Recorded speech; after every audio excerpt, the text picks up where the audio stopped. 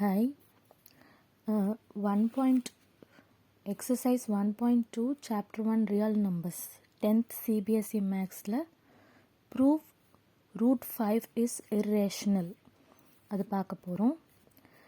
இப்போ root 5 is irrationalன்றது ஆப்வியஸான விஷயம்தான்.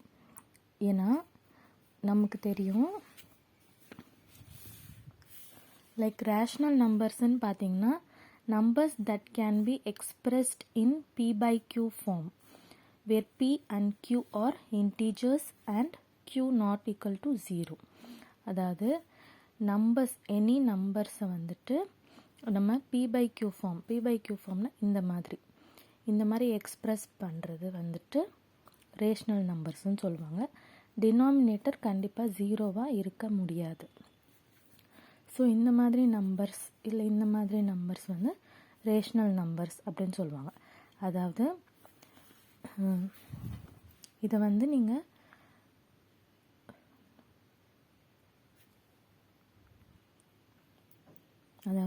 இது நீங்கள் டிவைட் பண்ணால் இது டிவைட் ஆகும், டெர்மினேட்டிங்காக இருக்கும். அதாவது டெசிமல் பிளேஸ் வந்தாலும் டிவைட் ஆகி முடிஞ்சிடும்.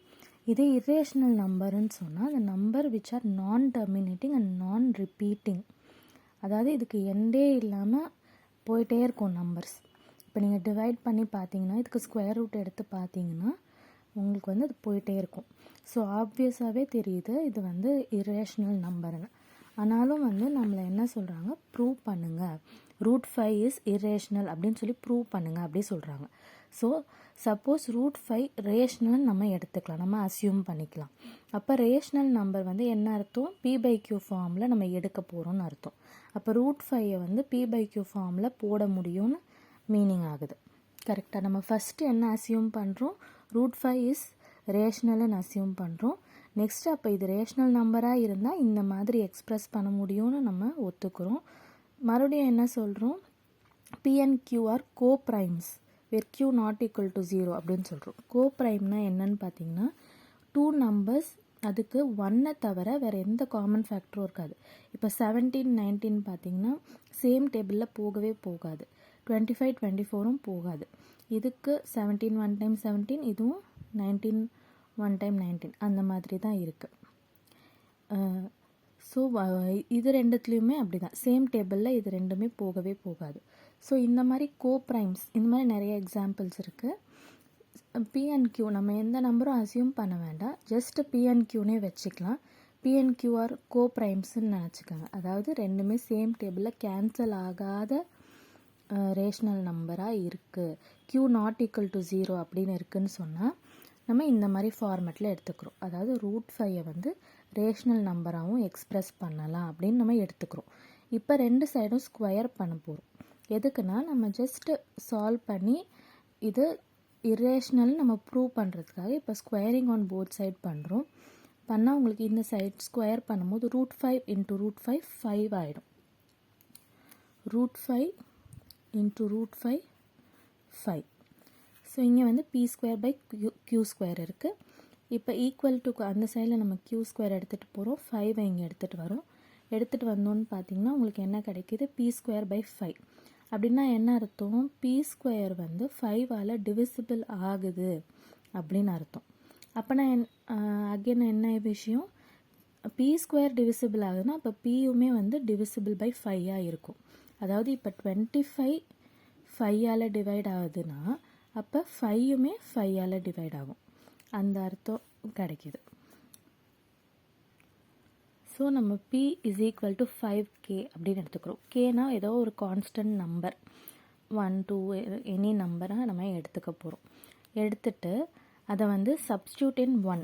இப்போ இதில் நம்ம ஈக்குவேஷன் 1 வச்சுக்கிட்டோம் இல்லையா, அதில் நம்ம p is equal to 5k அப்படின்னு சொல்லிட்டு நம்ம சப்ஸ்டியூட் பண்ண போகிறோம்.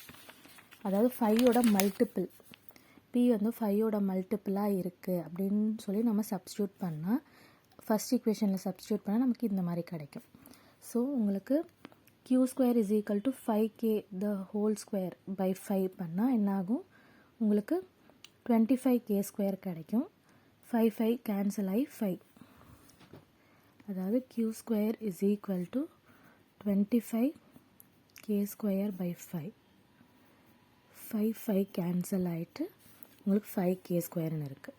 ஸோ அகெயின் நம்ம என்ன பண்ண போகிறோம், இந்த 5 வந்து அங்கே கீழே எடுத்துகிட்டு போகிறோம். அதாவது இங்கே மல்டிப்பிளில் இருக்கிறது அங்கே போச்சுன்னா டிவைடில் போகும். அதாவது அப்போ q² by 5 என்ன ஆகுது, k². அதாவது சம் கான்ஸ்டன்ட் k² ஆகுது. இப்போ வந்து q² இஸ் டிவிசிபிள் பை 5ன்னு இங்கே ப்ரூவ் ஆகுது.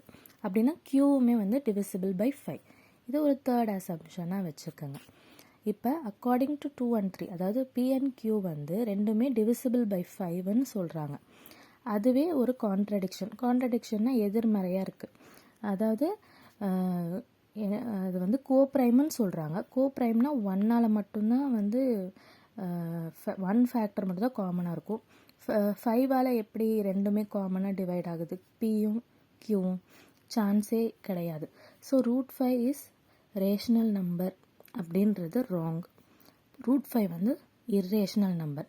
நம்ம அசம்ஷன் தப்புன்னு நம்ம புரிய வச்சதுலேயே நம்ம வந்து இது இர்ரேஷனல்ன்றதை நம்ம ப்ரூவ் பண்ணிட்டோம். அதாவது நம்ம ரேஷனல்னு அசியூம் பண்ணது ராங். ஏன்னா p and q வந்து அதர் ஃபேக்டர்ஸும் அதுக்கு காமனாக இருக்குது. அப்போ √5 வந்து ரேஷனல் நம்பரை நம்ம அசியூம் பண்ணது தப்பு. அது வந்து இர்ரேஷனல் நம்பருன்னு சொல்லி நம்ம ப்ரூவ் பண்ணியிருக்கோம்.